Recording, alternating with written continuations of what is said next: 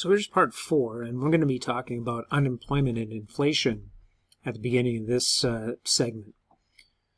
The unemployment rate is the number of people in the United States who are looking for work but can't find jobs.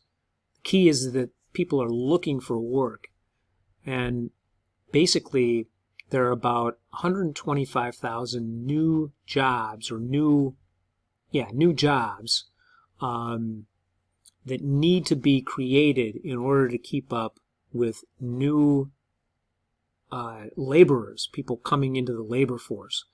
We have about 125,000 people every month who start looking for jobs or are looking for jobs because they lost their job. And the United States economy has to, in order to keep people working, has to create at least 125,000 new jobs every month.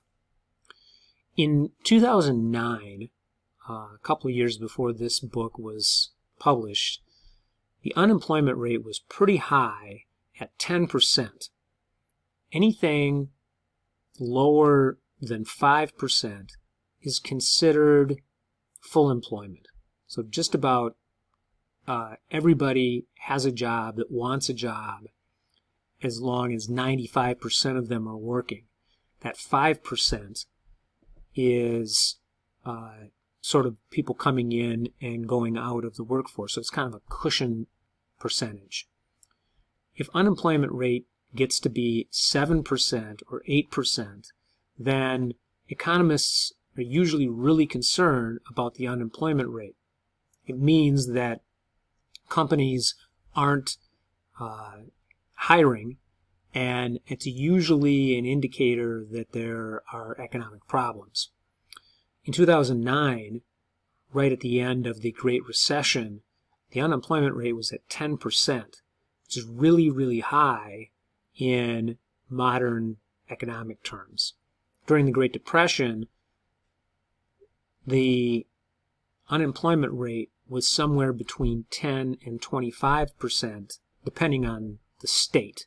There were some states that had 25% unemployment, which was a crisis. 10% was still pretty tragic. When you look at an unemployment rate by age, this graph is pretty helpful. So let's take a look at it. I'm going to give you a minute just to look at the graph and describe it. What is the graph telling us? So remember the steps that we have to take in order to read a graph. So I'm going to give you 15 seconds to do that.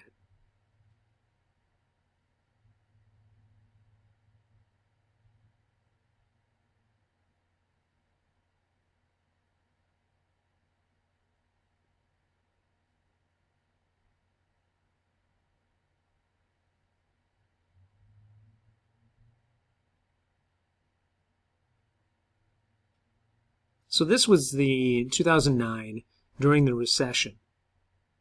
This graph shows the unemployment rates by age and race or ethnicity during the recession. And each line indicates a different race or ethnicity. Black, white are races, Hispanic is an ethnicity, which is why they call it race and ethnicity in this graph. And you can see that for white workers or people who are unemployed, the highest number of unemployed white people in 2009 was 16 to 19-year-olds. So the teenagers had the highest unemployment rate at somewhere between 20 and 25%. As white people, as we look at an older segment of whites in America, that unemployment rate continues to drop exponentially as workers, as we look at workers that are in older age groups. So that by the time you get to that 55 to 64 age group, those people are the most employed. And in 2009, the unemployment rate was between 5 and 7% for that age group. For Hispanics, the unemployment rate was higher overall. And for blacks, the unemployment rate was significantly higher. And there was just one period or one part of that age range where black Americans had a lower unemployment rate than Hispanic Americans, and that's in that 55 to 64 category. So we could analyze this and talk about why and what those factors are, but it's important to know that for Americans, race or ethnicity makes a difference, and there might be a number of reasons. We don't know what the cause is, but we know there's a correlation between race or ethnicity and employment rates. The other correlation is age. As people get older, they're more likely to have a job, and they're not looking for work. You might wonder why, well, with the retired people, why is that unemployment rate so low? It's because they're not looking for jobs anymore. And that brings us to this concept of underemployment. Underemployment is a statistic that includes not only the unemployed, but also people who are so discouraged that they've quit looking for jobs altogether. They're not even looking for jobs. And the unemployment rate doesn't include people who are so discouraged that they're not even looking for jobs anymore. And it doesn't include part-time workers either, who are looking for full-time work but can't find them. It's kind of the gig economy is one of the terms, and that'll be much more of an issue currently when we start looking at unemployment rates coming up. In July of 2010, the unemployment rate was about 9.5%, but the underemployment rate was at 16.5%. So a lot of times the unemployment rate doesn't include or give you the whole picture. In January 2020, I found that the unemployment rate was 3.5%, and that's really low. That means that not only are we at full employment, that's at 5%, but probably if the unemployment rate is at 3.5%, it means that companies are really having a difficult time finding people to work. Usually that makes a difference in salaries or wages.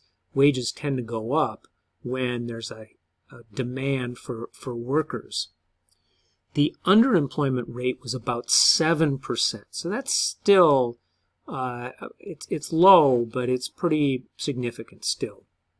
That, of course, is all going to change now with the COVID-19 crisis that's currently happening. There are a couple other things that we should talk about as well, which is inflation. And inflation is a general rise in the price of goods and services. And so we talked before about how generally prices go up. And if the prices go up, but wages don't go up, you have inflation. And that's when it gets to be difficult to actually, live and to sort of maintain a decent standard of living. That one of the things that helps us understand how people are doing in the economy and compare inflation with wages is the Consumer Price Index, or the CPI. And the CPI is a measure of just a sort of a standard shopping basket full of goods, and the federal government trying to think who it is, if it's the Bureau of Labor Statistics maybe, that goes out and they interview people to find out how much they're making and how much things cost in their city or their state. And then they figure out what the prices are that consumers are actually paying. And generally, the consumer price index increases anywhere from 0.5% to 3%. So you got a consumer price index that also generally increases, but it fluctuates annually, but it's almost always below 4%. This next section is called Policies for Controlling the Economy.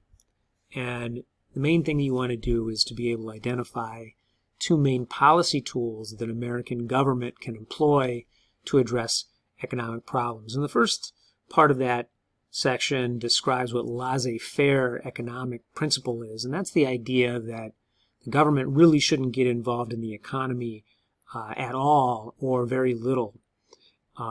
President Hoover was a laissez-faire economy believer.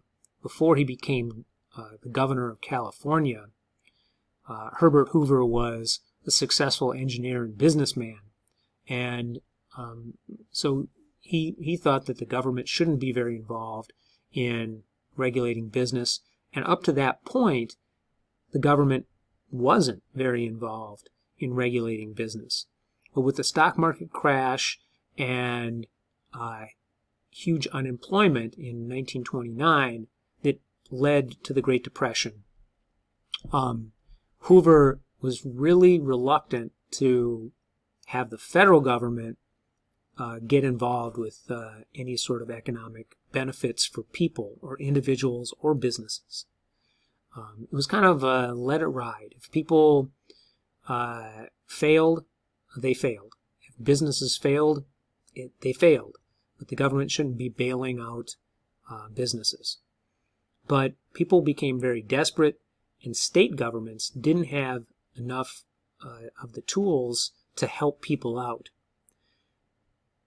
So Franklin Roosevelt was elected in a landslide in 1932 and took office and immediately implemented the New Deal policies along with this supermajority of Democrats in the House and the Senate. And the New Deal was all about getting involved in the economy, not only helping out individuals through different programs, but also helping out businesses and regulating the economy in a lot of different ways. So, in general, again, that's a topic that's more for a history class, but it kind of gives us a sense of how important the government is in the economy and how it got there.